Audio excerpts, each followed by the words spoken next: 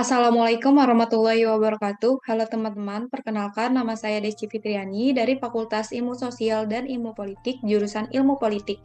Di sini saya akan menjelaskan tentang perbedaan sistem pemerintahan presidensial dengan sistem pemerintahan parlementer.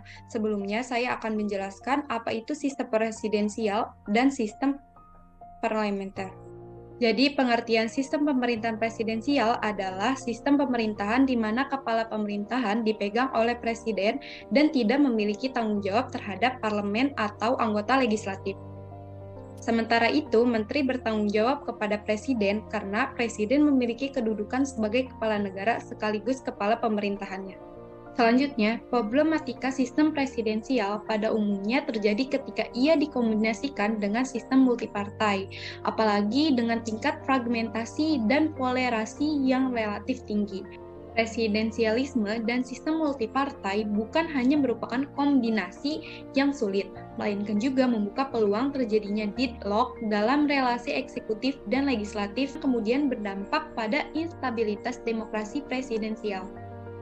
Sistem multipartai dewasa ini ternyata gagal memberikan sumbangan kepada negara karena tidak mengkondisikan pembentukan kekuatan oposisi yang diperlukan untuk menopang rezim dan pemerintahan yang kuat, stabil, dan efektif secara demokratik. Bersamaan dengan itu, sistem multipartai tidak pula berfungsi untuk melandasi praktik politik check and balances, baik di antara lembaga negara maupun fraksi pemerintah dengan fraksi lainnya di lembaga perwakilan rakyat. Bila tidak ada partai politik yang meraih suara mayoritas di parlemen, koalisi merupakan suatu yang tidak bisa dihindari, ia bisa dikatakan sebagai suatu keniscayaan. Bila tidak, kemungkinan efektivitas pemerintahan akan terganggu. Karena itu, koalisi merupakan jalan penyelamat bagi sistem pemerintahan presidensial yang menganut sistem multipartai.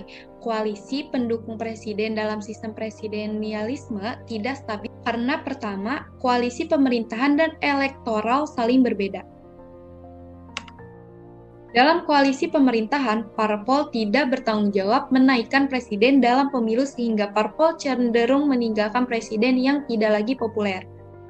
Pemilu presiden selalu ada di depan mata sehingga partai politik berusaha sebisa mungkin menjaga jarak dengan berbagai kebijakan presiden yang tidak mungkin baik tetapi tidak populis juga.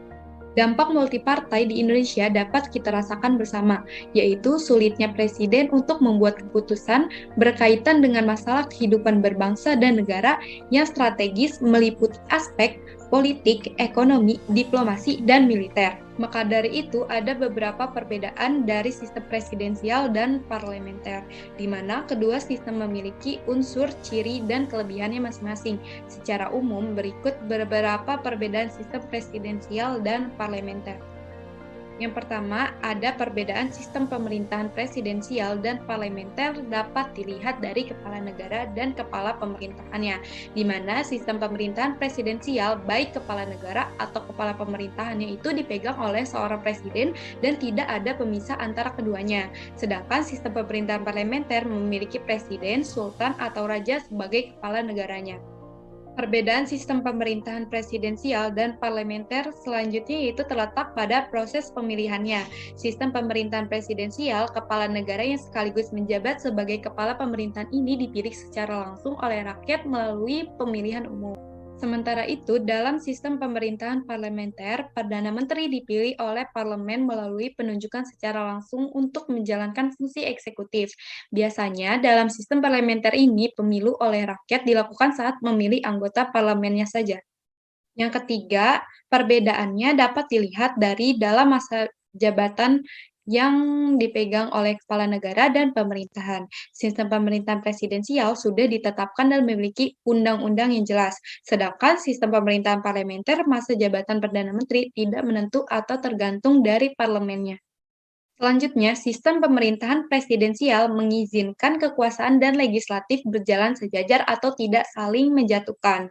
Sedangkan pada sistem pemerintahan parlementer tidak mengizinkan kesetaraan kedudukan antara kekuasaan eksekutif dan legislatif.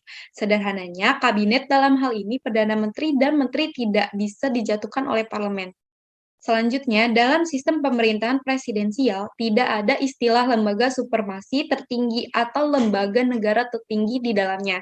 Meski begitu, ada supremasi konstitusi di mana kedaulatan rakyat sangat dijunjung tinggi, sehingga antar lembaga negara bisa saling mengawasi untuk menghindari penyalahgunaan wewenang.